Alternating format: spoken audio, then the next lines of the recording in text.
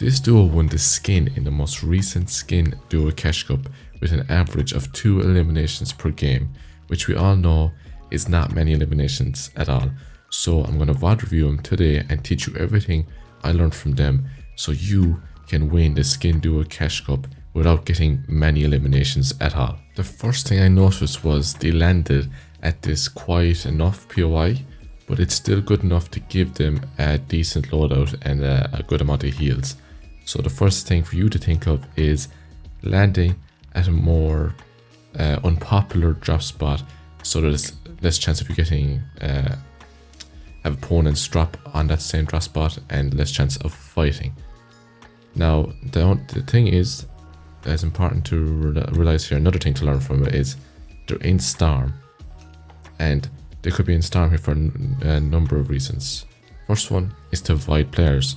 Less players are in the Storm usually, so you're usually safer to play Storm. So that's the first reason why they could be in here. And because of them going a quieter drop spot, they probably weren't able to get as stacked as they want as quickly. I think it's a mixture of both things, but definitely playing Storm will help you avoid fights and keep you safer so you can actually live longer in the Cash Cup. So yeah, drop somewhere quieter, but you still can get enough loot. And don't be afraid to play Storm to avoid players and to get your loot up. But just remember, as you can see there, to have medkits. Right, now on to the next thing that I learned from watching this duo. So you might be wondering, if they got such little amount of eliminations, what do they do when they actually come up against a duo just when they're rotating through the game?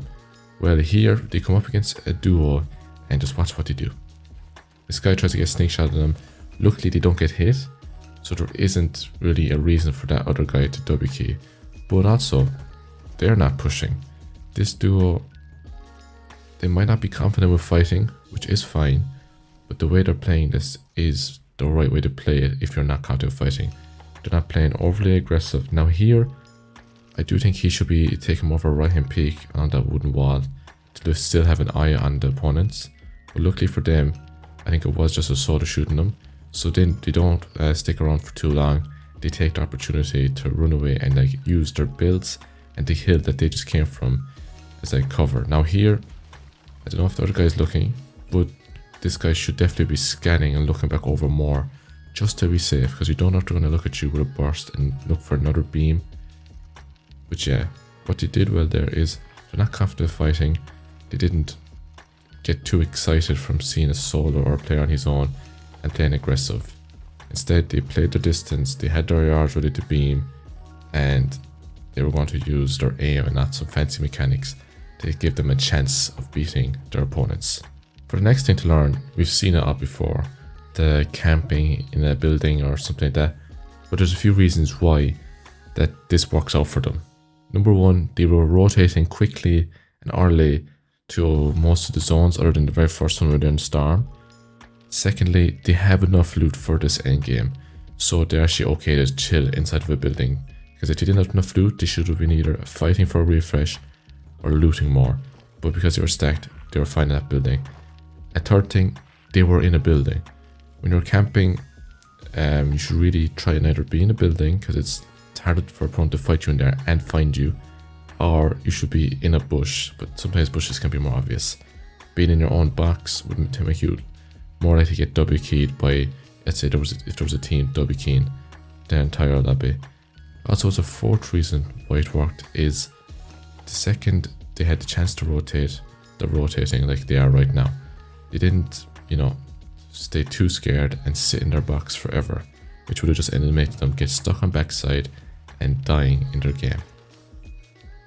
Now here, they are trying to get close to his opponent, playing it slow. Okay, this is fine, they're boxing up.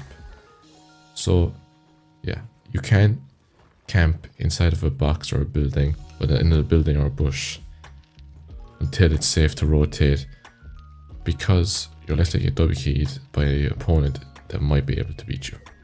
Now, I don't know if the pressure got to them here, or because they've been playing good all game when it comes to trying to avoid opponents and rotating well. But here, either the pressure got to them, or they might have not been thinking straight.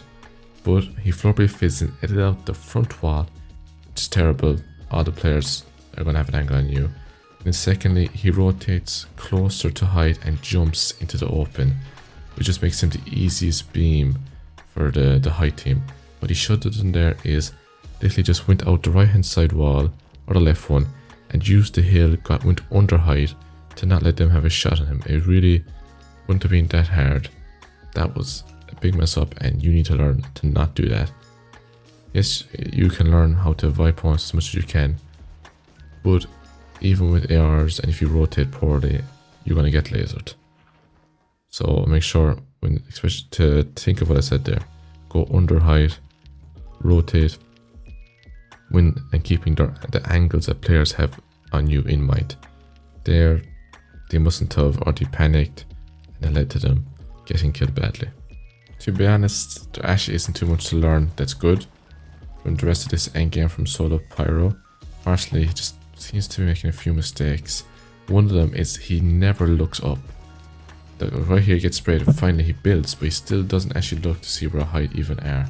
Here he runs into the open, could have easily got beamed again, didn't even place the ceiling. He plays low ground alright, but he's not looking up, and height have been causing him problems. You can see here he only has 6 builds due to this. He's run out of mats, and again height could have easily beamed him there again. Here he's just been, yes, partially he's played it poor. Now he's got 3rd place, which is fair, decent clutch, but could have definitely done a bit better there. And just the fella on height is also a solo, so that means like he definitely could have had the chance of winning. Now, I kind of solo win this. I highly doubt it, yeah. Right, not too bad. Could definitely learn some things from that game. Firstly, big mistake when playing endgame. He was never looking up at height, and he was not getting refreshes enough. He was just slowly burning through all the builds that he had. Still, not a bad game.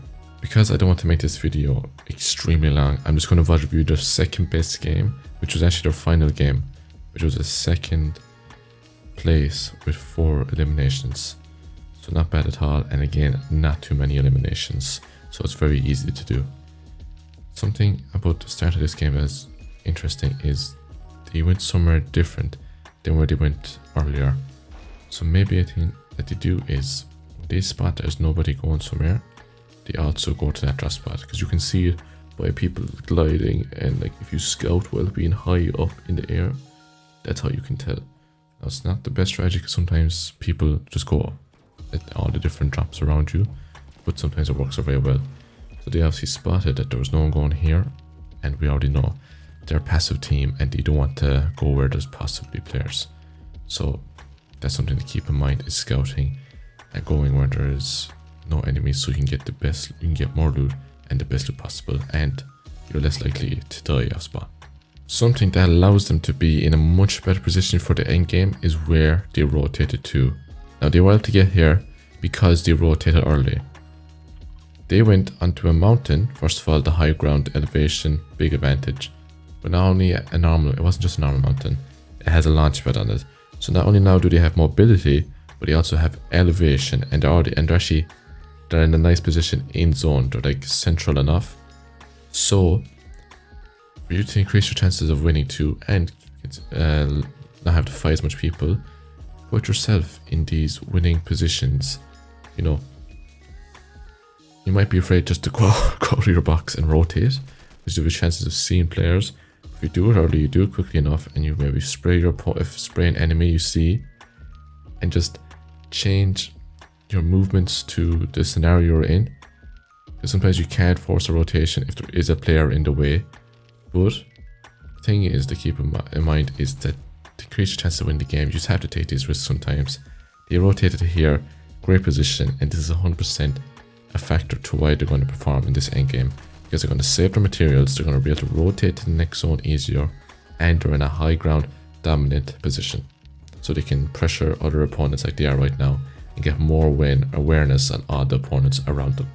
Even though it's not the most ideal form of rotation, they know that, you know, they're gonna survive or have a lot more chances of living if they carry some form of rotation. So that's exactly why Pyro has the floor berries, because he probably came across something better to carry, like meds or something. But just because of the way it allows you to rotate like this with the movement, that is probably the reason why they carry it. Now, to be fair, I just seen what happened there. It didn't seem to make that much of a difference. So this actually could be a mistake.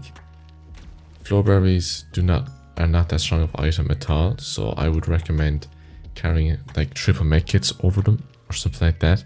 Because with the sprinting, it's basically not there's not much difference between them and the floor berries.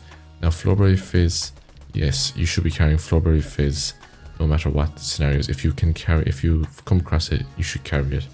Having something movement will increase your chances of winning by far. And if you don't have them, what you can do is rotate early, which is what they actually did there, which is why they probably seem to turn out fine. Now here, you see him dropping. He's probably thinking about getting the Floorberry Fizz here. But does he? Or does he play it safe? Let's see. Alright, plays it safe. That, in my opinion, I think is a mistake. Sometimes you need to take the risk. Now, again, someone hasn't gone and cleaned up all that loot, and they're still not going for it. But to be fair, now they do need to focus on the rotate. But if they had Floorberry Fizz here, it would make this rotate 10 times easier. But maybe there's something that they knew I didn't know, or they just weren't comfortable with forcing it, even though I do think it would have turned out fine there if they overbuilt and went to the loot smartly. Now here they're getting a bit scuffed now on backside. This may have not happened if they had the Floorberry Fizz. But just because you make one mistake like there, where I do think you should have got the loot, it doesn't mean your game is over. So they still have a chance to survive for quite long here. Something that I think they're doing very good here is they're staying together and they're rotating as a team on low ground. Because of the mats, they have to stay on low ground. And the second this next storm pulls backwards to where they came from, they rotate as quick as they can frontside, which is 100% the play when it pulls backwards, because you can get that space, get control of the builds around you, and have more chances of actually getting refreshes. Because if you go early, all the other players are going to rotate towards you and you can catch them off guard. Now, if it was to rotate forward, what they're also doing well is if they're not directly on its side, they're allowing the zone to go a bit forward and then run into more space, which is really good. Here now they just seem to be playing low ground, staying together, not going for any risky play yet, which maybe this is the one down for this team is, you know, they play safe, which is actually allowing them to get the placement they need and get on fine. But to get the win, which I don't think in the tournament, I don't think they got a single win. You have to take the risk sometimes if you want to do that bit better. But then again, it's all about choosing when to take the risk.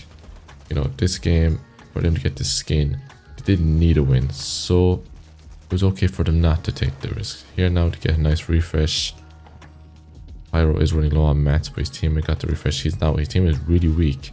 I think he would have been less weak if Pyro was actually staying with him just a bit better there. He got distracted and then he wasn't able to support his teammate when he was fighting that guy. Here though, he does know his good teamwork that would give him the big pot. Again, there's no looking above. This team for some reason does not look up. Oh my, they must be listening to me. That's the first time he's looked up. When you're in a position like this, and even if you're on low ground, and look at that, it gets them killed. You have to be looking up and keeping an eye on high ground because of that exact reason. Pyro didn't do it last game either, and he got him killed for the same reason. You have to be looking up and keeping an eye on high ground, or what just happened to Pyro will happen to you. Here now he's low on mats. Yeah, actually I see he gets 2 kills before he dies here. I'll be quite interested to see how this is going to happen. That definitely was the rotate to do. Height doesn't have more of an eye on him. Smart break through this quickly. Nice shot. Gets a bit of siphon. Decent mechanics. It's not doing... This duo, to be fair, they got to sync up. Not once have I seen any fancy mechanics, which there's nothing wrong about that. They still want to sync up and they've been doing some right plays. Hitting their shots, not trying anything too fancy. Second place. Overall, not too bad. Definitely was some things I learned from this team for the things that they did well. and some of the mistakes they did. Anyway, I hope this video helps you get your skin.